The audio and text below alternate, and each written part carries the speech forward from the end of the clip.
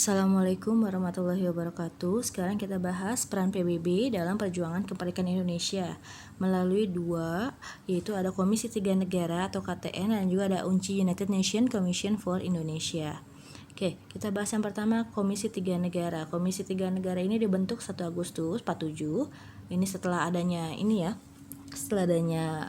agresi militer pertama. Lalu latar belakangnya karena agresi militer pertama Belanda. Tugasnya adalah menyelesaikan konflik Indonesia-Belanda melalui cara-cara damai. Ingat ya, agresi militer Belanda itu yang pertama terjadi karena Belanda melanggar perjanjian Linggarjati. Jadi urusannya Linggarjati, agresi militer Belanda pertama, lalu dibentuknya KTN. Nah, lalu anggota KTN ini karena 3 negara berarti ada 3 ya. Yang pertama ada Australia, ini diwakili oleh Richard Kirby. Ini wakil dari dia membela Indonesia di sini. Lalu ada Belgia diwakili oleh Paul van Zeeland, dia membela Belanda. Lalu ada Amerika Serikat yang dipilih oleh Australia dan Belgia sebagai pihak netral. Di sini diwakilkan oleh Frank Graham. Nah, KTN ini kerjanya dia membuat namanya perjanjian selanjutnya, itu perjanjian Renville ya. Dimana dari perjanjian Renville ini sebenarnya kita semakin rugi karena dari Linggarjati Indonesia punya Sumatera, Jawa, Madura. Lalu ada agresi militer Belanda pertama dibuat KTN. Lalu ada Renville, kita jadi punya Sumatera, Jawa Tengah dan Jogja.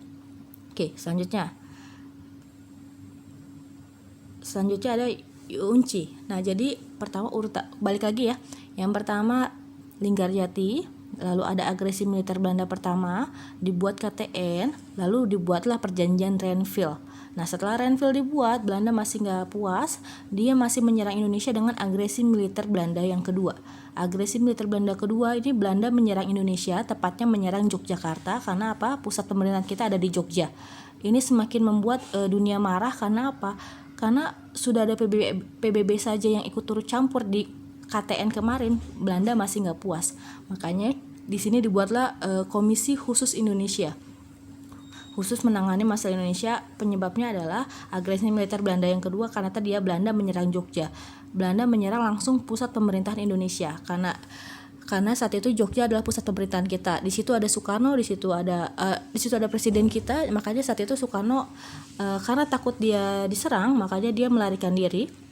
Ketika dia melarikan diri kan otomatis ketika dia kabur presiden kita nggak ada, makanya didirikanlah pemerintahan cadangan atau pemerintahan sementara yang di Bukit Tinggi, yang dimana presidennya adalah Syafruddin Prawira Negara yang kemarin sudah ibu bahas ya. Oke, selanjutnya apa sih tugas UNCI? Tugas UNCI di sini adalah tidak lepas dari karena KTN dianggap gagal menjalankan tugasnya, maka UNCI melakukan tugas utama yaitu menyelesaikan konflik Indonesia Belanda. Berkat UNCI ini akhirnya terjadilah suatu perjanjian lanjutan, yaitu perjanjian antara perjanjian antara Muhammad Rum dan Van Rooyen dari Belanda. Dalam perjanjian ini yang dibuat oleh UNCI ini akhirnya mereka sepakat untuk membuat perjanjian lanjutan, di mana PBB menghentikan sengketa Indonesia Belanda untuk memulihkan kekuasaan pemerintahan Belanda. Jadi kembali lagi urutannya adalah Linggarjati, agresi militer Belanda yang pertama, dibuat KTN membuat Renville, lalu Renville dilanggar dengan agresi militer yang kedua, lalu Belanda membuat UNCI. Dari UNCI dibuatlah perjanjian selanjutnya yaitu Rum-Rooyen, di mana hasil dari Rum-Rooyen ini mereka menyatakan akan melakukan perjanjian lanjutan yang disebut dengan perjanjian Konferensi Meja Bundar. Jadi Konferensi Meja Bundar ini adalah kerjaannya dari Muhammad Rum dan Van Rooyen dibantu UNCI. Konferensi Meja Bundar ini bisa dibilang sebagai tonggak pengakuan Belanda terhadap kemerdekaan Indonesia. Jadi ini perjanjian akhir yang akhirnya membuat Belanda mau nggak mau harus mengakui kemerdekaan Indonesia. Pelaksanaan Konferensi Meja Bundar ini untuk Konferensi Meja Bundar latar belakangnya agresi militer Belanda tanggal 20 Juli 47.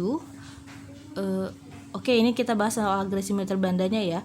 Fokus wilayah serangan Belanda Sumatera Timur, Jawa Tengah dan Jawa Timur. Ini agresi militer Belanda yang pertama waktu itu ya. Lalu agresi militer Belanda yang kedua. Ini maksudnya yang kedua ya, bukan yang pertama. Agresi militer Belanda yang kedua mendapat serangan dari TNI menggunakan strategi Wekres. Ini strategi menyerang benar-benar langsung ke pusat gitu. Lalu selanjutnya 19 Desember 48 Belanda melaksanakan agresi militer yang kedua. Ini adalah urutan-urutan sebelum Konferensi Meja Bundar yang tadi sudah ibu bilang ya. Pertama Kalau ini pendahuluan di Jakarta, ada pendahuluan Jakarta, Hogvalu. Yang paling penting itu harus kalian ingat adalah perjanjian Linggarjati, lalu agresi militer Belanda pertama, lalu Renville, lalu agresi militer Belanda yang kedua, lalu Rumroyen, lalu konferensi inter Indonesia. Nanti selanjutnya adalah konferensi meja bundar. Oke, pelaksanaan konferensi meja bundar dilakukan di Den Haag di Belanda tanggal 21 Agustus sampai 2 November 49. Wakil dari Indonesia itu ada Muhammad Hatta, itu dari Republik Indonesia. Lalu ada Sultan Hamid II, ini adalah kan waktu itu Indonesia bentuknya RIS ya, Republik Indonesia Serikat. Jadi Muhammad Hatta mewakili mana? Muhammad Hatta mewakili wilayah Republik Indonesia yang cuma Sumatera, Jawa Tengah dan Jogja. Sedangkan Sultan Hamid II itu mewakili satu Indonesia, jadi kayak Kalimantan, Sulawesi, Irian Jaya. Lalu Van Marsevon ini adalah pihak Belanda yang merupakan perwakilan, dan juga ada perwakilan dari UNCI. Jadi tolong bedakan antara BFO dan Republik Indonesia ya. Kalau Republik Indonesia cuma Sumatera, Jawa Tengah, Jogja. Kalau BFO itu seluruh Indonesia ya, karena Indonesia saat itu bentuknya adalah serikat. Oke, keputusan KMB di sini bisa kalian baca. Akhirnya Belanda mengakui Indonesia merdeka, tapi yang diakui Indonesia merdeka itu adalah RIS, Republik Indonesia Serikat. Dari mana Republik Indonesia Serikat ini terdiri dari 15 negara bagian yang dibentuk oleh Belanda. Jadi ada dalam Republik Indonesia Serikat ada negara Indonesia, negara Priangan, lalu ada negara Borneo dan lain sebagainya. Untuk masalah Irian Barat akan diselesaikan 1 tahun kemudian. Jadi masalah Irian Barat itu masih jadi milik Belanda, dan bagaimana penyerahannya nanti akan diselesaikan 1 tahun kemudian. Lalu pemerintahan RIS diatur oleh konstitusi yang dibuat oleh Republik Indonesia, yaitu Binnenkomst for Federal Overleg, jadi BFO, selama KMB berlangsung. Jadi maksudnya tadi sudah dibilang ya, Indonesia itu pemimpinnya adalah BFO. Jadi di dalam BFO ada negara Republik Indonesia. Lalu akan dibentuk Indonesia Belanda yang bersifat lebih longgar berdasarkan kerjasama sukarela dan sederajat. Jadi ada dibuat negara serikat jadi Indonesia sama Belanda tetap bersatu dengan Ratu Belanda sebagai pemimpin utamanya. Oke, ini ya kalian bisa lihat sendiri nanti di YouTube ya bagaimana sih konferensi meja bundar itu berlangsung. Oke, pengakuan dan penyerahan kedaulatan Indonesia pasca KMB.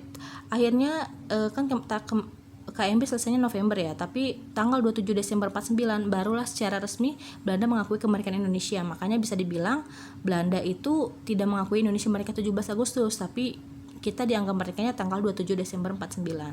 Lalu selanjutnya penyerahan kedaulatan dilakukan melalui upacara yang diselenggarakan di Istana Op de Ham di Amsterdam ya. Jadi Istana Op de Ham ini istana negara lah ibaratnya kata kayak gitu ya. Perwakilan Indonesia datang ke sana untuk menandatangani dokumen-dokumen seperti yang pertama dokumen protokol Amsterdam, lalu ada piagam penyerahan pengakuan kedaulatan dan piagam tertib hukum baru.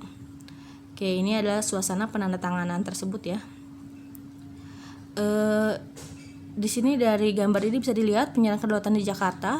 Dalam upacara ini pemerintah Indonesia diwakili oleh Sri Sultan Hamengkubuwono sebagai Perdana Menteri Indonesia, dan Belanda diwakili oleh Wakil Tinggi Mahkota A.H. Loving. Oke, itu untuk penyerahan kedaulatan Indonesia pasca KMB. Jadi bisa dibilang KMB ini menjadi akhir dari masa penjajahan Belanda, karena akhirnya Belanda mengakui kalau Indonesia merdeka, walaupun yang diakui Belanda adalah 27 Desember bukan 17 Agustus. Sampai sini, wassalamualaikum warahmatullahi wabarakatuh.